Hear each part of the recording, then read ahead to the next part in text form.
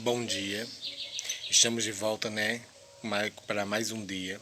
Nosso tema 3, que é empregabilidade da equação do primeiro grau. Nós já vimos a abertura falando sobre as tecnologias e as tecnologias e materiais manipuláveis no ensino da matemática. Nós vimos a importância da tecnologia, o quanto ela é importante no momento que estamos vivendo de pandemia e isolamento social. Então, cabe a cada um professor se adaptar, né, a essa nova realidade de ensino, que é um ensino híbrido. Então eu espero que estejam gostando, né? Para mim está sendo um desafio, porque a internet está muito lenta, mas nós iremos conseguir, se Deus quiser, tá certo? Então prestem atenção, né? Porque cada desafio, cada dia é um novo desafio que estamos passando, né? Mas graças a Deus a vacina chegou, então, se Deus quiser, em breve as aulas presenciais irão voltar. Então, peço que cada um preste atenção no conteúdo, né, das tecnologias. Nós já vimos as dificuldades que as escolas sofrem por falta de investimento do Estado, do governo, de tudo, porque é muito grande a falta de investimentos na educação. Nós vimos também os materiais manipuláveis, como vimos com o exemplo o ábaco e o material dourado. Vimos jogos como o Tangram e muitos outros jogos que podem ser usados em sala de aula, quebra-cabeças, dominós, que são mais dominós com o objetivo, né, traçado, né, que é aquele que tem resoluções e tudo mais.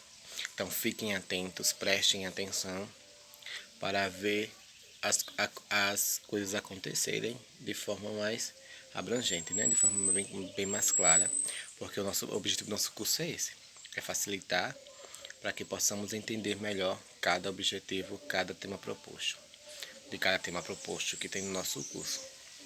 Então, vejam, analisem, prestem atenção com cuidado para ver essas questões mais detalhadas, né? Porque sabemos da dificuldade que é utilizar os materiais manipuláveis em sala de aula, né? Então, peço que cada um preste atenção, veja, reflita e se adapte a essa nova realidade de ensino. Não é fácil, né? Porque nós não temos estrutura, mas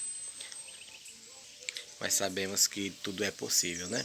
Tudo é possível, tudo pode acontecer, tá bom? Então prestem atenção e vamos dar início ao nosso tema 3.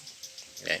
Nós também vimos no tema 2, nós vimos no tema sobre tema 1 de potência, as propriedades, e no tema 2 atividades, potenciação.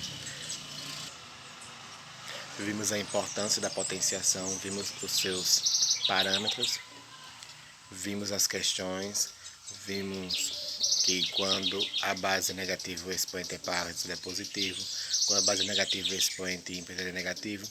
Vimos que quando o expoente é que indica quantas vezes devemos multiplicar nossa base por ela mesma. Então vimos tudo isso, né, gente? Então prestem atenção, vejam, reflitam, né? Tudo de acordo com as normas que acontecem. Acredito que ficou bem abrangente o tema, ficou bem, como é que se fala? Bem mastigado, né? Ficou bem mastigado sobre a regra de 3, sobre potenciação, né? E ficou bem interessante mesmo. E hoje nós vamos dar início à equação do primeiro grau. O que é uma equação do primeiro grau? Uma equação do primeiro grau, os expoentes não é ao quadrado. Na equação do primeiro grau, os expoentes são sempre elevados a 1, ou seja, ele não vai aparecer. E nós iremos resolver como? Já na equação do primeiro grau, já vai aparecer uma incógnita. O que é uma incógnita? Nós colocamos uma variável, ela não tem valor, que é o x, que é o que nós vamos procurar sempre o valor dela. Como? Calculando. É um pouquinho complicado, por quê? Porque na equação do primeiro grau, as equações são sempre assim, primeiro membro e segundo membro. O primeiro membro é o que fica antes da igualdade, o segundo membro fica depois da igualdade. O que acompanha a variável, ou seja, a letrinha x, ela vem para o primeiro membro. O que não acompanha a variável, ou seja, quando o número vem sozinho, ele vai para o segundo membro, entendeu? Se eu inverter os lados, ou seja, se o que tiver letra, que tiver variável, tiver no segundo membro, e eu mudar para o que tenho que organizar a minha equação e colocar ela no primeiro membro. Quando eu fizer isso, eu tenho que mudar o sinal. Ou seja, se ele for menos, ele tem que passar por ser mais. Se ele for mais, ele tem que passar a ser menos. A mesma coisa é o número que não tiver a variável. Se ele tiver no primeiro membro, ou seja, antes da igualdade, eu tenho que fazer o que com ele? Eu tenho que mudar o valor dele. Mudar o sinal dele. Ou seja, eu tenho que pegar ele, colocar ele no segundo membro, que é depois da igualdade, e mudar o sinalzinho dele. Fiz isso, eu vou resolver a operação de subtração ou adição. Resolvi, aí eu vou fazer a divisão. Tudo que tiver variável, a variável vai ficar sempre abaixo da igualdade, abaixo da divisão. Vai ser sempre quem eu vou dividir. E o que tiver depois da igualdade fica em cima na divisão. E o que tiver acompanhando a variável fica embaixo. Entendeu?